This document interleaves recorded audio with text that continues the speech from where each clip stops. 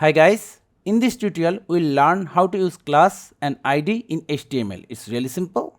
Here we have our basic HTML document and on the background we have the output. In HTML, class and ID is like a name and roll number. We can assign the same class to multiple elements. But according to HTML, we need to use a single ID for single element.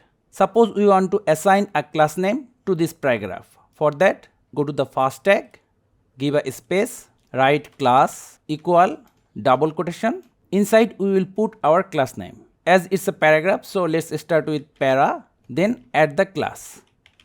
It's totally up to you. For ID, same, select one of the element, space, ID equal double quotation, then the ID, para, ID. So our paragraph have their class and ID. Now to use them, we need to go inside the style. For class, write dot, then the class name, para, class.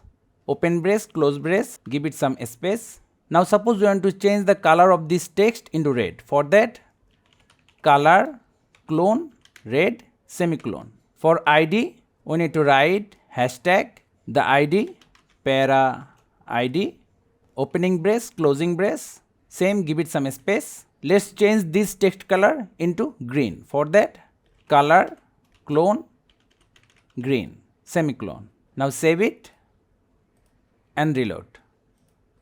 See, the first paragraph is red and the third paragraph is green. We can also use the same class name for multiple elements like this, copy and paste. But according to HTML and CSS, we cannot use the same ID for multiple elements. Even after that, if we use the ID for multiple elements, same ID, this works. But I really suggest you do not do this. So let's save and reload. See, it's really that simple. So guys, that's how easily we can use class and ID in HTML. Thank you guys for watching. Have a good day.